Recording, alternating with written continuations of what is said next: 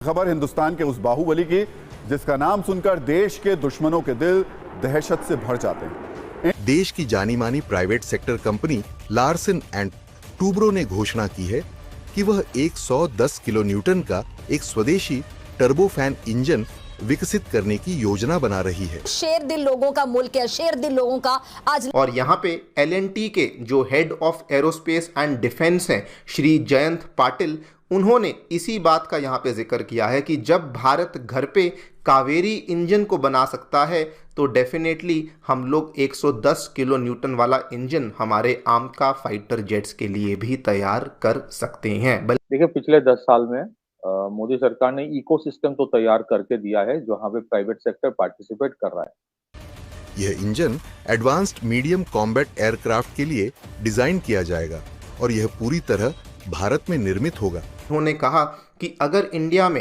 एक कंसोर्टियम तैयार किया जाए प्राइवेट प्लेयर्स का, जिसमें कि सबसे पहले तो महिंद्रा एरोस्पेस, उसके बाद टाटा एडवांस सिस्टम्स, उसके बाद Godrej aerospace and obviously L N T defence, अगर ये मिलकर के एक कंसोर्टियम यहाँ पे बना लेते हैं तो उस केस में बड़ी आसानी से और बड़े कम समय में हम लोग इंडिया में आम का इंजन को लेकर जो डेवलपमेंट है उसको स्पीड अप कर सकते हैं। मतलब ये एशिया का सबसे पावरफुल मतलब फाइटर जेट हो जाएगा। और अगर इसके तो आप खुद अंदाजा लगाओ इंडियन एयरफोर्स कितनी पावरफुल हो जाएगी। भारत अगर इस इंजन को सफलतापूर्वक बना लेता है तो वह Rolls Royce, parade and Whitney, GE aerospace जैसी कंपनियों की तरह अन्य देशों को भी इंजन सप्लाई कर सकता है। पश्चिमी देशों ने भी इसी रणनीति को अपनाकर आज विश्व स्तरीय एरो इंजन निर्माता कंपनियां खड़ी की हैं।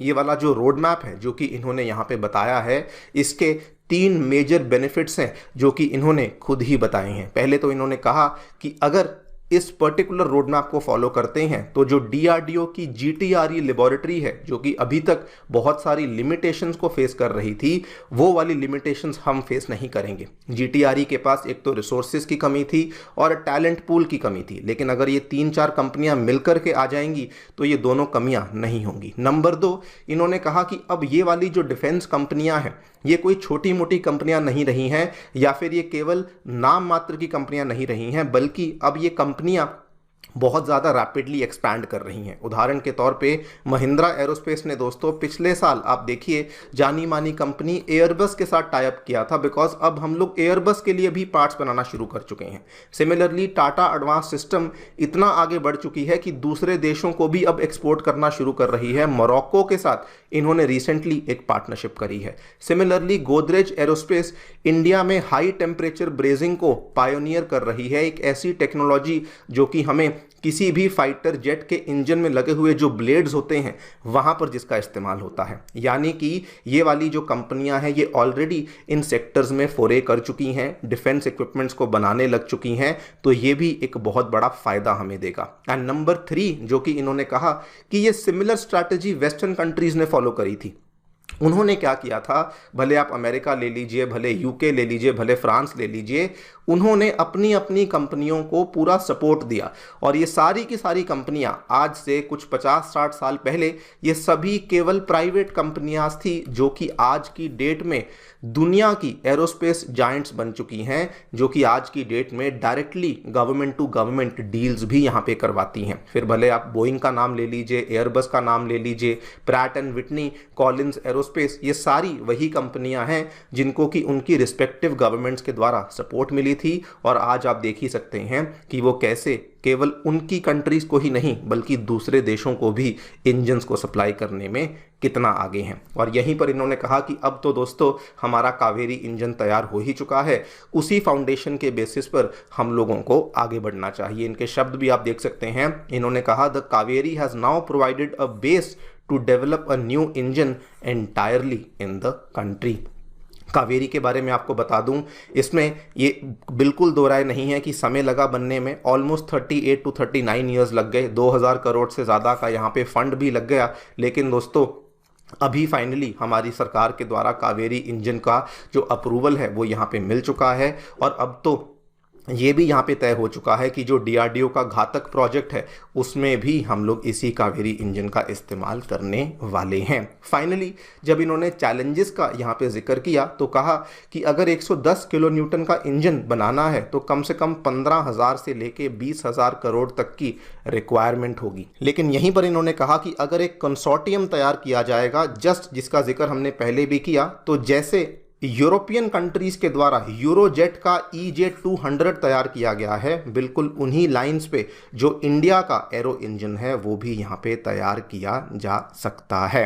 सो ओवरऑल अगर आप देखें तो इन्होंने कंप्लीट रोड मैप यहाँ पे गवर्नमेंट के लिए एक छोटी सी स्पीच में बता दिया है कि कैसे हम लोग इस इंजन को अपने ही घर पे डेवलप कर सकते हैं। नाउ फाइनली अगर ये हो जाता है तो इसके फायदे क्या होंगे दोस्तों? फायदे हम सभी जानते हैं कि अभी हमारी जो डील्स चल रही हैं वो अमेरिका के चल रही हैं, लेकिन वहां पर हमें मल्टीपल डिलीवरी के इश्यूज देखने को मिले हैं, डिलीवरी में डिलेज देखने को मिले हैं। नंबर 2, अगर हम लोग किसी बाहर की कंपनी के साथ जाकर के कोई यहां पर जॉइंट वेंचर बनाते हैं तो वहां पे भरोसा करना बड़ा मुश्किल है। उदाहरण के तौर पे कावेरी इंजन को डेवलप करने के लिए फ्रांस की कंपनी साफ्रान के साथ हमने एक जॉइंट वेंचर बनाया था, लेकिन हम सभी जानते हैं उस केस में क्या हुआ था।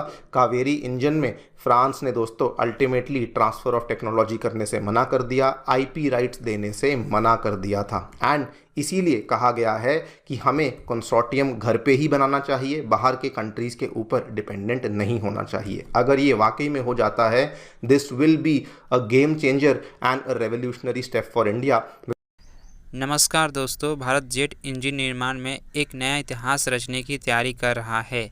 देश की जानी मानी प्राइवेट कंपनी लार्सन एंड ट्रिबो ने एक घोषणा किया है कि वह 110 किलो न्यूटन का एक स्वदेशी ट्रिबो फैन इंजन विकसित करने के लिए योजना बना रही है। बताया जा रहा है कि एडवांस मीडियम कॉम्बैट एयरक्राफ्ट के लिए डिज़ाइन किया जाएगा। इस इंजन को भारत में स्वदेशी तकनीकों के द्वारा बनाया जाएगा। खबरों के मुताबिक बताया जा रहा है, L&T के एरोस्पेस डिवीज़न के हेड जयंत पाटिल ने बताया, भारत के पास इतना टेक्नोलॉजी है कि वह अपना स्वदेशी तकनीकों से लड़ाकू विमान इंजन बना सकता है। इन्होंने बताया, अगर भारत सरकार प्राइवेट कंपनियों के ऊपर ध्यान दे और सहायता करे तो भारत भी अपने जेट इंजन को बनाने में सक्षम होगा। फिलहाल भारतीय वायुसेना को विदेशी एयरक्राफ्ट पर निर्भर रहना होता है। दोस्तों, इन विदेशी कंपनियों का कुछ शर्तें होती है और कुछ सीमाएं होती है। L&T कंपनी का यह ऐलान भारत के लिए गेम चेंजर साबित हो सकता है। L&T कंपनी के द्वारा भारत सरकार के पास स्पष्ट मैप रखा गया है।